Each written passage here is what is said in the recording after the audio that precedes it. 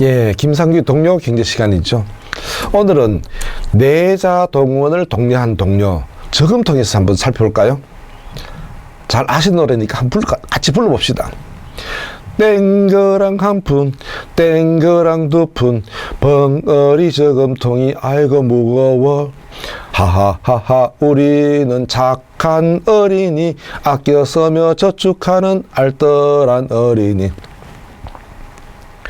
어린이 창구 어여쁜 언니, 웃으며 통장 주며 어유 부자군. 하하하하 우리는 착한 어린이, 아껴 쓰며 저축하는 알뜰한 어린이. 예, 이 저금통 동요는 1970년대에 발표된 동요로서 작사자는 밝히지 않았고 작곡가는 손대엽으로서 국민 동요로 널리 애창되고 있죠. 특히 작곡가 손대엽은 얼룩송아지, 바로 이 박목을이 작사한 동요입니다. 1948년에 편찬된 국정음악 교과서에 수록되고 이것이 널리 알려지게 되면서 손대엽은 동요 작곡에만 전력을 기울여서 약 300여 곡의 동요를 발표했습니다. 그 작품 중에는 윤석중 작사, 손대엽 작곡으로 된 새싹 노래 선물, 송아지, 꽃나팔 등이 있습니다. 위 저금통 동요에서 살필 수 있는 경제 이야기는 어떤 것일까요? 바로 저축이죠. 땡그랑 한 푼, 땡그랑 두 푼, 벙어리 저금통이 아이고 무거워. 바로 여기에서 보듯이 바로 티끌모아 태산이라는 속담이 아주 잘 드러나죠. 바로 푼돈 모아 목돈 마련, 이것도 아주 잘 연상되지 않습니까? 저축은 벌어들인 돈을 현재의 생활을 위해 바로 쓰기보다는 더 큰 미래를 위해서 더 아껴두고 남겨두는, 이것을 잘 표현한 것이 바로 저축이죠. 왜 사람들이 바로 저축을 할까요? 바로 그것은 세 가지 동기에 의해서 비롯된다고 볼 수 있습니다. 첫째가 바로 이 거래적 동기죠. 거래적 동기는 개인의 경우 먹고 싶은 음식이나 또 사고 싶은 여러 가지 물건들을 당장 사기보다는 집이나 또 자동차, 더 큰 돈이 들어간 물건을 사기 위해서 바로 비축해 주는 것이 바로 거래적 동기입니다.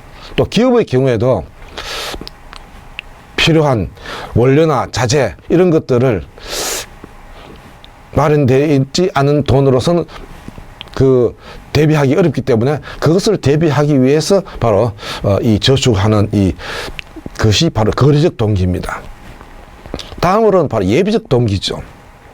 예비적 동기는 우리가 갑작스런 이 불의의 사태에 대비한 것입니다.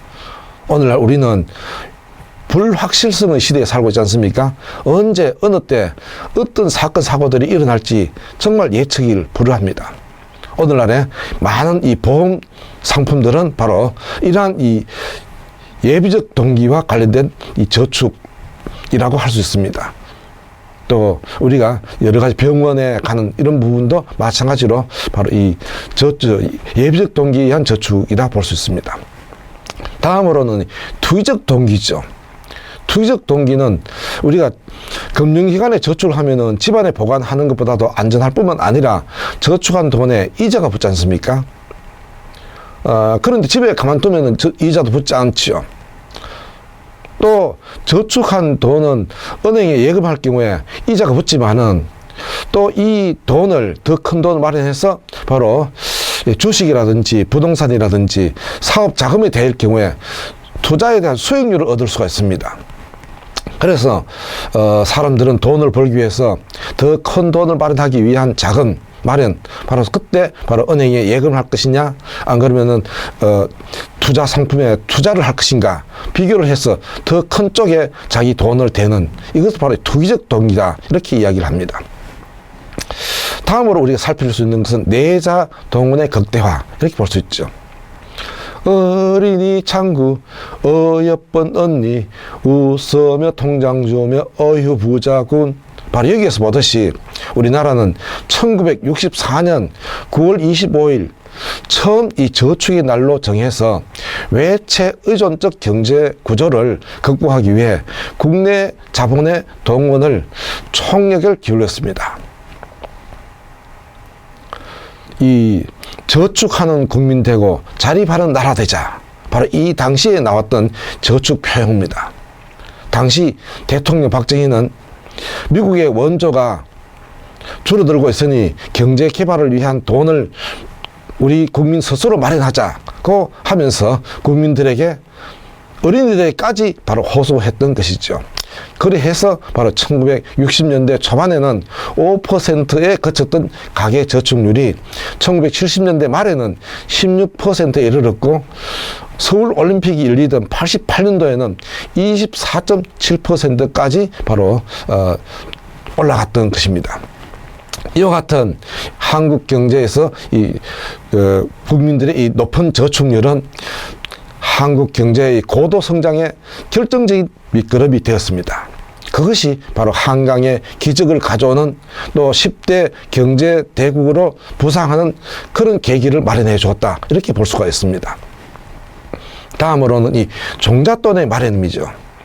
하하하하 우리는 착한 어린이 아껴 쓰며 저축하는 알뜰한 어린이 우리들 모두 부자가 되면 새 나라 우리나라 나도 부자지.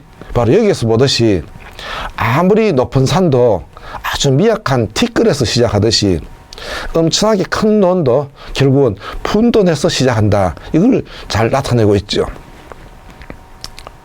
손에 쥐면 썩게 마련, 저축하면 늘게 마련. 바로 아주 유명한 이 표입니다. 저축 표죠. 은행에 저축하면 경제 발전에도 큰 도움이 되지 않습니까? 기업이 생산에 필요한 시설을 마련하거나 새로운 기술을 개발하는데 많은 돈이 필요합니다. 이때 필요한 돈은 기업이 은행에서 빌린 돈으로 시설에 투자하여서 질 좋은 물건을 더 많이 생산하게 되면 일자리도 늘어나고 소득도 늘어나고 우리 경제는 더욱더 발전하게 되는 것이죠. 오마하의 현인, 투자의 규제라고 알려진 워런 버핏이 있습니다. 워런 버핏이 저축에 대해서 한마디 했습니다. 그는 쓰고 남은 돈을 저축하는 것이 아니라 저축하고 남은 돈을 써라. 이렇게 이야기했습니다. 자기도 그렇게 실천하고 있습니다. 쓰고 남은 돈을 저축하는 것이 아니라 저축하고 남은 돈을 써라. 아주 저축에 대한 아주 강력한 메시지입니다. 저축은 시대를 초월하는 적용되는 합리적인 경제 생활의 출발점이라고 할 수 있죠. 한국 경제가 유례를 찾기 어려운 고도 성장을 거듭하여서 반세기 만에 세계 10대 경제 강국으로 부상하게 된 것은 바로 높은 저축률이 한 몫을 했다. 이렇게 볼 수 있습니다. 쓰고 나서 후회 말고 쓰기 전에 저축하자. 결국 저축은 실천입니다. 부자는 조그마한 실천이 쌓이고 쌓여서 바로 부자가 된다는 것을 명심하고 오늘부터 계속 부자 되기 실천을 하지 않겠습니까? 예, 재밌습니까? 구독하기 꼭 부탁합니다.